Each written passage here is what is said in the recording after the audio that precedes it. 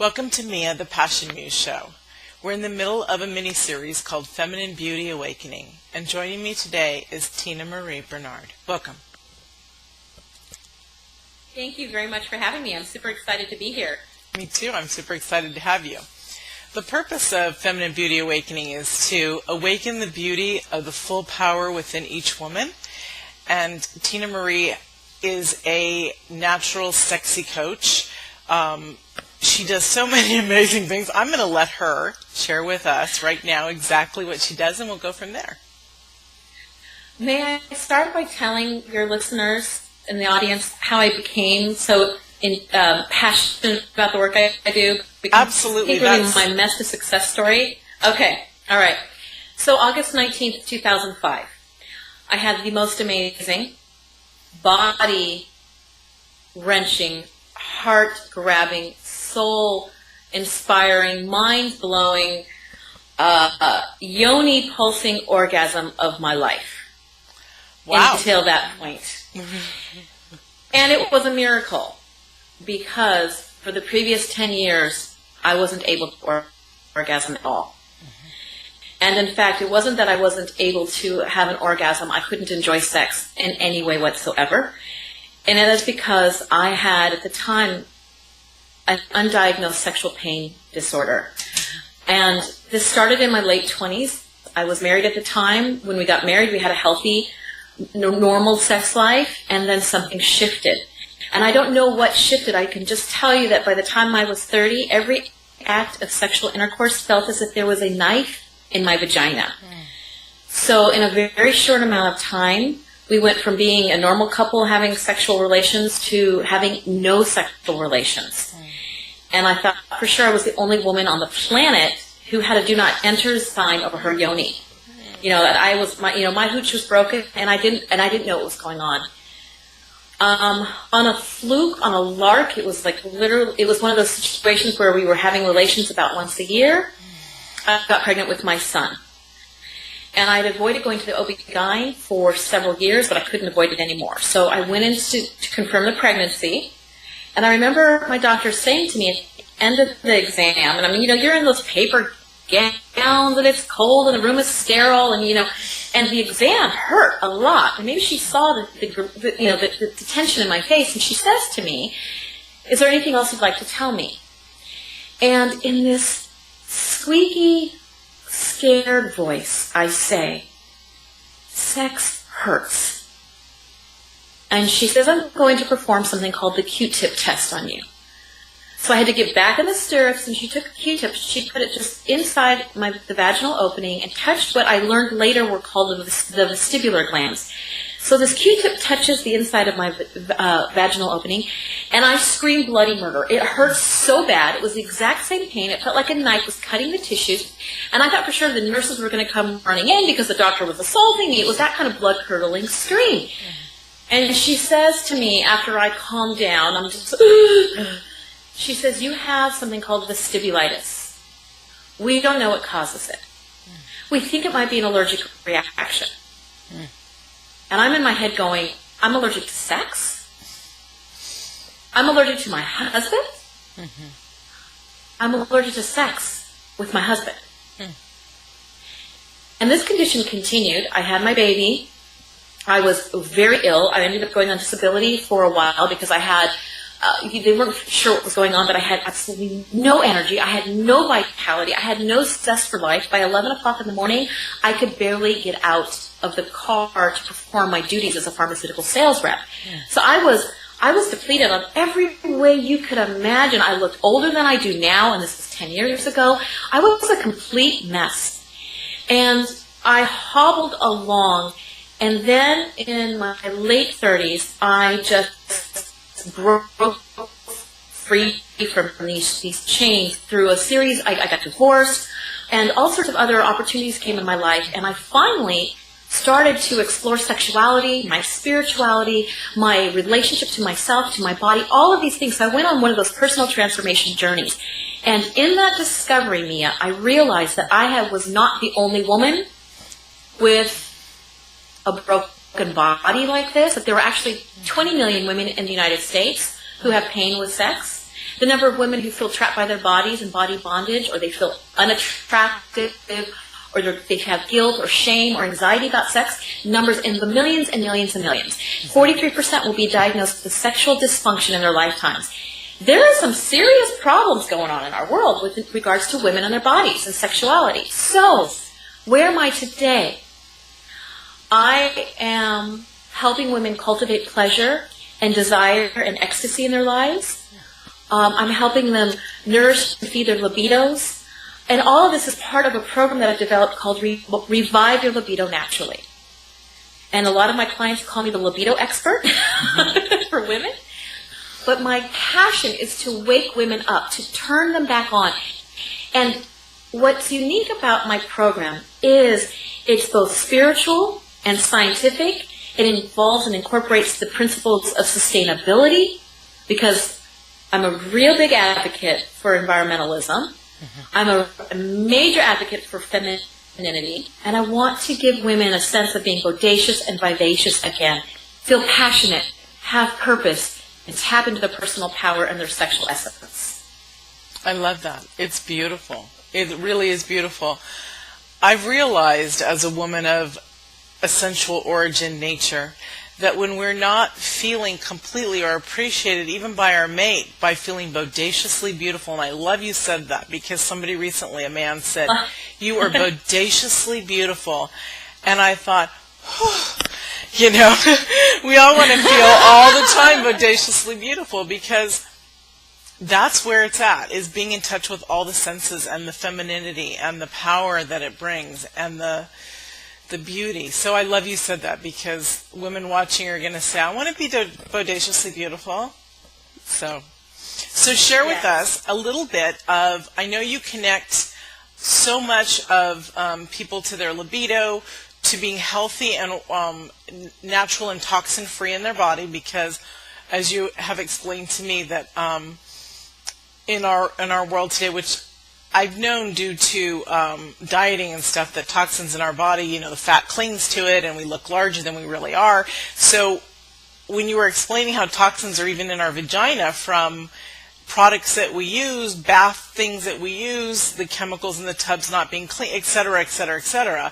Can you go into a little bit about that for women? Because when their body is in tune and perfect, their whole essence just is like a spiral beauty inside.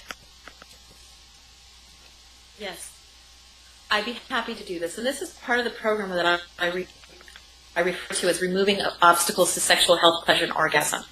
So, for example, since World War II, the petrochemical industrial complex has grown exponentially, and now there are tens of thousands of chemicals that are used in our world today, many of which are toxic. And some of those are used on our bodies in a very personal, intimate way.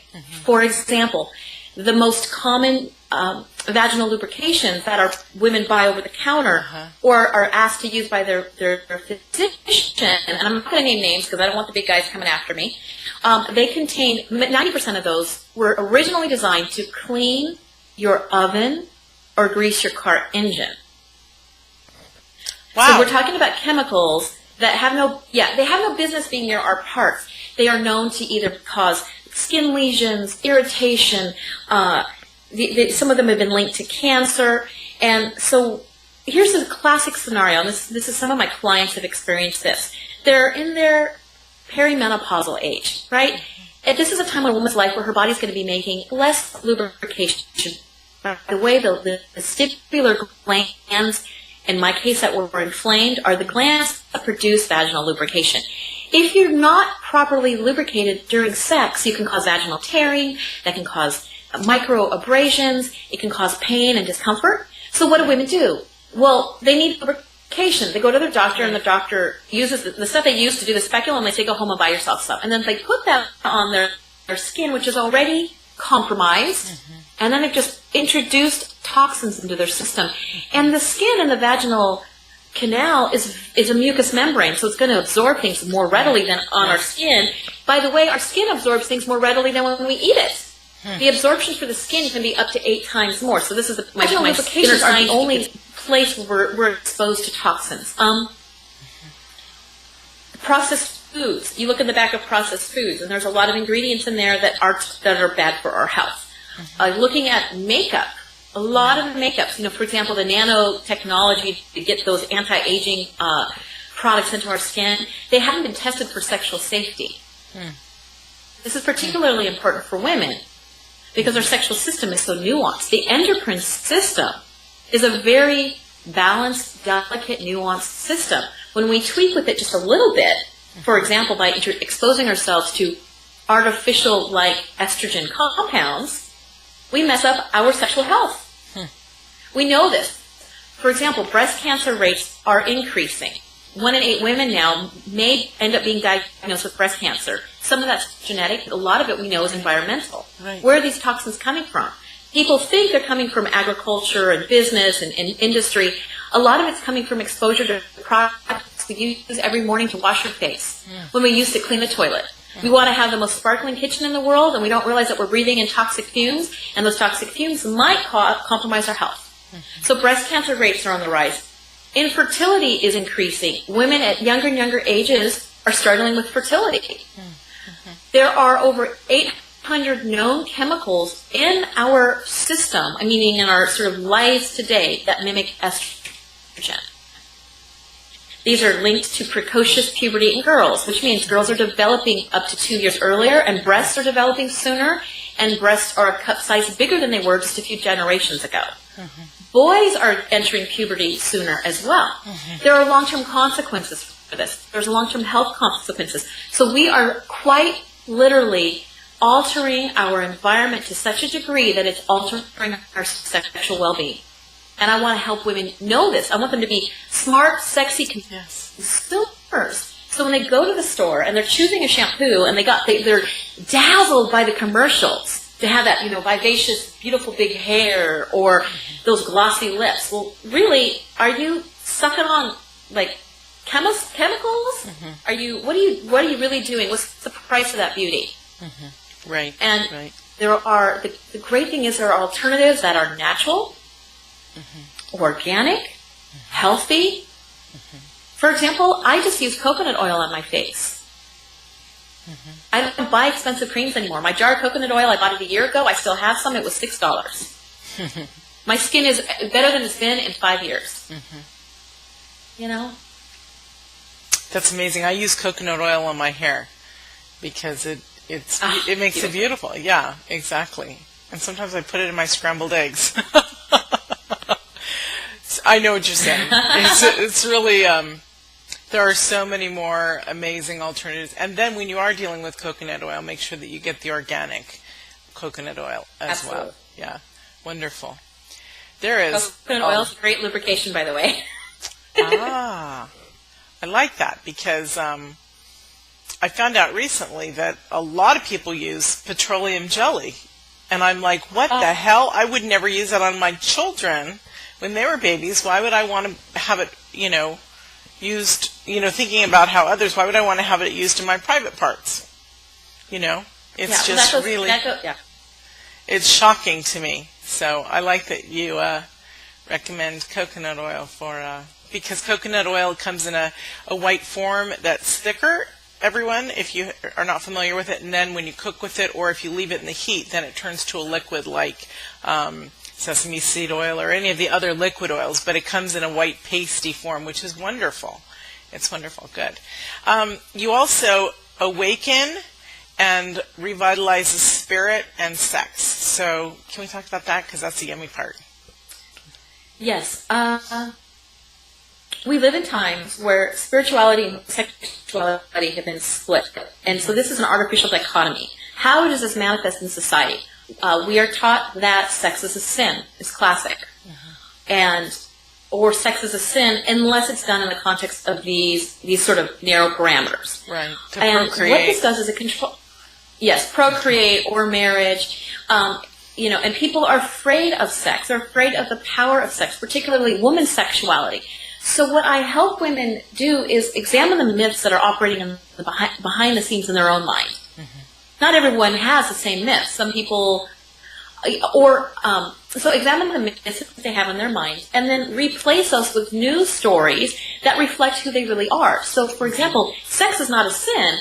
I like to say God did not make the body and then have the devil throw in the genitals. God made the body and the genitals. And sexuality is our creative energy, is our sexual energy. These are all one and the same. We are amazing co-creators, quite literally. Mm-hmm. Women bring life forth. So this is a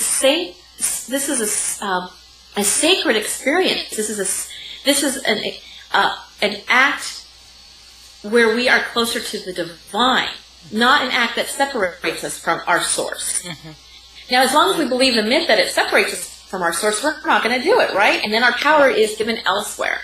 Mm-hmm. Yes. On the flip side, this does not mean indiscriminate sexuality out there too, because our society is sort of seeing that polar opposite. So I help women differentiate between sexual freedom and promiscuity as it applies to their lives. Mm-hmm. Free of judgment, free of shame, free of guilt. I empower them. Here's an example where I wish I would have been able to empower the young girl who killed herself a few weeks ago because pictures of her breasts had been displayed on the internet, and she'd been tormented over this. Mm-hmm. Had she been a child born in Africa where seeing a woman's breast was no big deal, this would have been a non-issue for her. We wouldn't have seen another girl kill herself because somebody made her self or her intimate self. Right. And she wasn't the only one wearing an invisible burqa, as one of my friends says. We all walk around in these invisible burqas of holding back, feeling shame, of feeling guilt. Sex is not sacred, or sex is separate from spirit. Mm-hmm. So I help bring that together. I love that, because really when you're with your mate and you're having the most intimate connection, you're the highest to the divine that physically that you can actually be. The feeling of that superior, supreme essence. That's why God created man and woman as opposed to just one species. And so, could have just created us, one way. But the beauty is that we're, there's two of us and we fit together like a puzzle for a reason.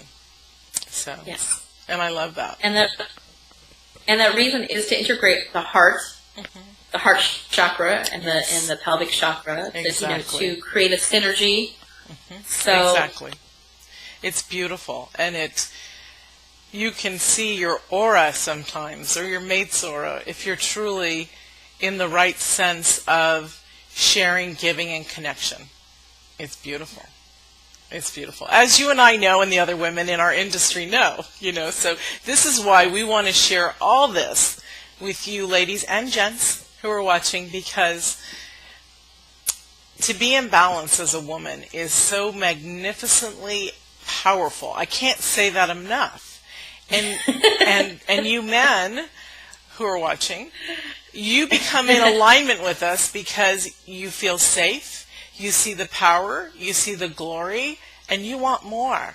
And you don't want to be afraid. And so your love for your woman, or for women in general as a unit, as a like mankind, womankind, it becomes so nurturing within you that you just want to give in a loving, protective nature. And so it's a beautiful cycle. It truly is. I love that. And you also talk about making love organic. So share that. I mean, I know that we talked about, the organic lubrication and stuff, but let's get into a little bit more of the organic nature of it.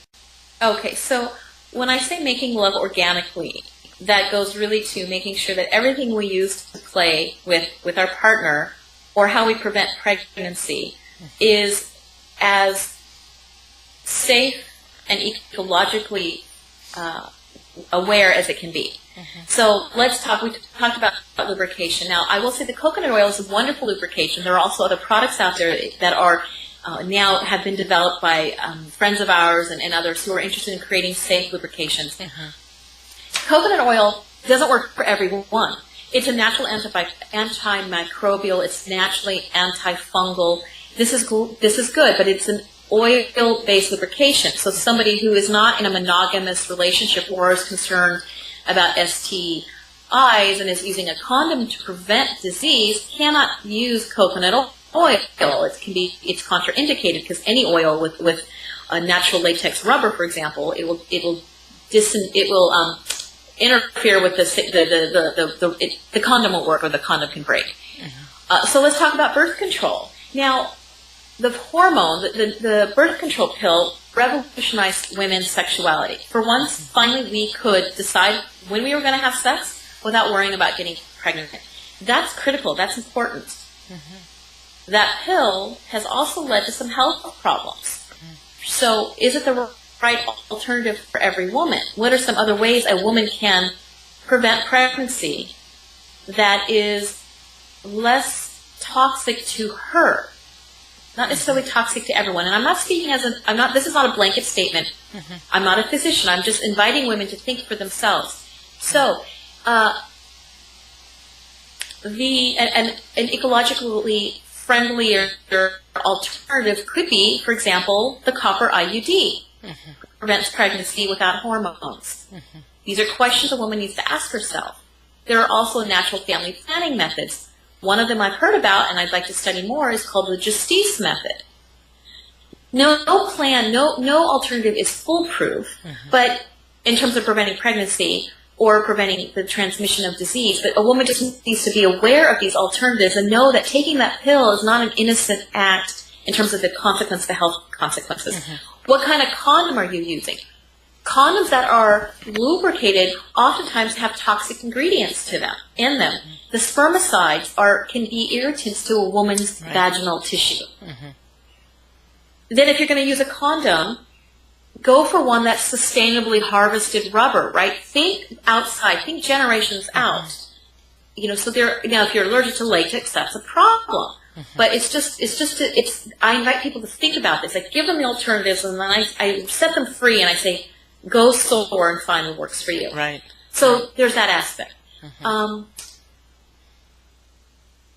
And the toys that people play with, are they safe for your body? 10 years ago, most of the toys people played with were really dangerous for your body.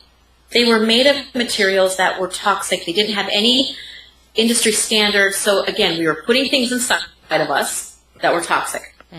Toxic toys. We became industrial waste dumps.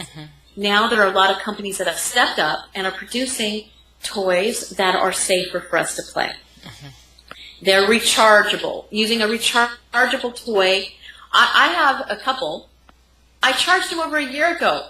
Newsflash, I use my toys a lot. Charged over a year ago, and they're still going. That's a lot of batteries I've just prevented having to go in the landfill. I'm reducing my use of batteries. The toys I play with, they meet medical grade standard. I'm not going to put something in that's substandard to my body or on my body. So this is what I mean about making love organically. They also have glass, which is amazing. There's also gold, if you've got $10,000. There's fruit and vegetables. There's fruit and vegetables. There's the man next to you. There's the man next to you. I mean, in your home. When I was also thinking about making love organically as well, I was also thinking about, besides the non-toxic aspects of it, of protecting yourself, but about the organic connection between a man and a woman as well. When it's as we were talking briefly before about getting outside of fear and sometimes the religious beliefs that we were raised with. When you connect with somebody on that level, it also goes back to spirit that we were speaking of. When the connection is beautiful, pure, love-based, not just because you have to do it or you feel obligated. When there's that connection of that kind of beauty, that's so organic, because when we're living in our purity and giving out of purity, there's nothing more organic than that. It can't be bought. Yes. No, it can't be bought. I read an interesting book recently, a very provocative book, called Sex and the Intelligence of the Heart. And the author is somebody who I admire. She's doing similar work in that she's an herbalist, she's an earth ceremonialist, and so she's really looking at sexuality through these really green lenses. And she talks about who shows up when we make love. And then she talks about the archetypes that are in our psyche. There's the parent archetype, which sort of says, you've got to do this and you've got to do that. It's sort of this like the commander, like the conductor. And then you've got the adult who is different from the parent. And the adult is the one who knows how to drive, who knows how to function as a grown-up in the world. And then you have the child. And she says it's the child that actually comes out to play and to make love, which is a very edgy statement to make. Because children I'm not talking about sexualizing children. I'm talking about our inner child within who shows up and says, yes to pleasure, yes to joy, yes to smelling the flowers, yes to stripping off their clothes and running into the lake, yes to jumping in that hot, steamy shower with their partner. Exactly. It's the child that has that vivaciousness, that bodaciousness. It's the inner child that shines that way and shows up to play. And for me, Go ahead. And for me, play stands for pleasure, love, and abundance for you. So that is totally tied into what you said about making love organically. Yes. Going back to our inner, our natural self. Pure passion is the inner child. It's that when we're children, and they do go hand in hand that way, because when we're children, we do the most amazing things because we want to have fun.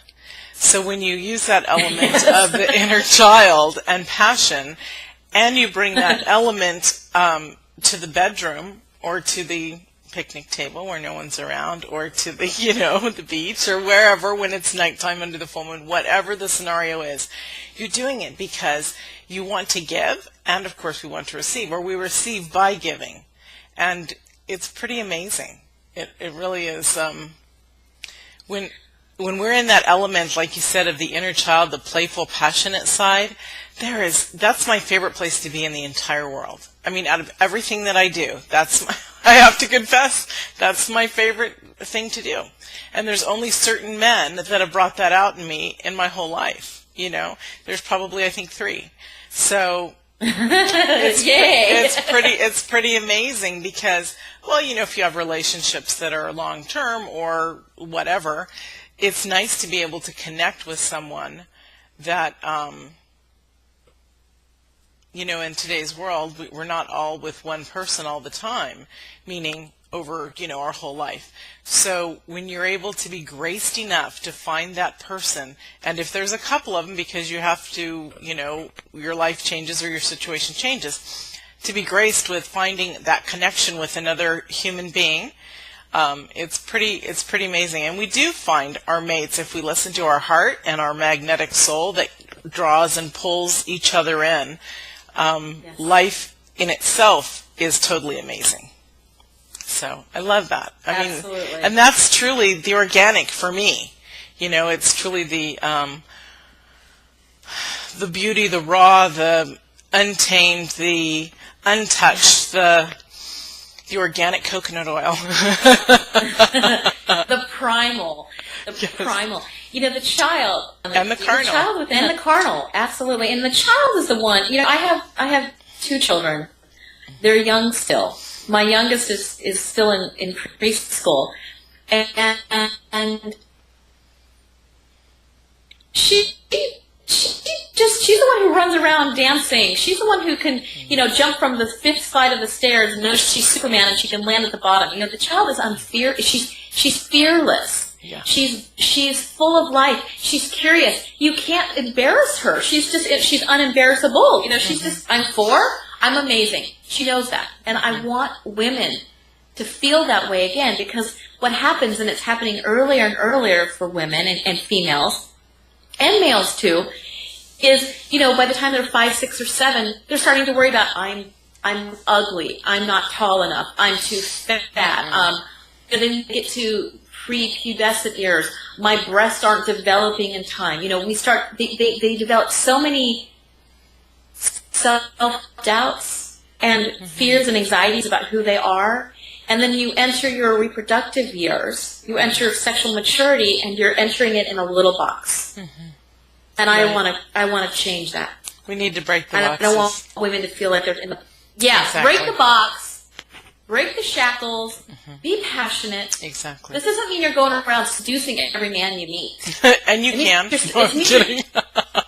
You can if you want, but you don't need to because you're seducing yourself every Yes, moment of your exactly. life. Or if life throws you, if life throws you humdingers, and life throws me humdingers all the time, I can collapse for 5, 10, 15 minutes. I can just be like mad and throw a hissy fit or do what I have to do. But my core is there for me to tap in. Exactly. Your inner child. It's who you are. And your divine connection to the universe. Absolutely. And that's a well-balanced woman. That's the true feminine beauty awakening that we're talking about. You hit the nail on the head. And no pun intended on today's show. So that's beautiful. It's absolutely beautiful. We've run out of time. So I'm so grateful that you were able to join us and share so much amazing information with us. You've shared a lot. It was truly, truly beautiful and wonderful to do. So thank you, Tinamarie. And your information will be on the credits at the end, along with mine. And everyone feel free to contact either one of us or anyone in the series that moves you to do so, to learn more. It's all about learning. So thank you. Anything else you want to say before we go out? Thank you. Yes, I want to invite listeners to my free teleseminar series. The first call is the Introduction to Reviving Your Libido Naturally. They can learn more about it by going to my website, which is TinamarieBernard.com. Sign up for my newsletter. You'll get some free gifts and also announcements about that free call. And it's the first of a series. It starts November 13th. It's a Tuesday. The first call is at 12:30 at lunchtime. There'll be 3 more. There'll be 3 in total. And so stay tuned. Come visit me at my website, Tinamarie Bernard, and contact me. You can reach me also at ecocoachtina@gmail.com. Wonderful. Thank you, and we'll see you all next week. Bye.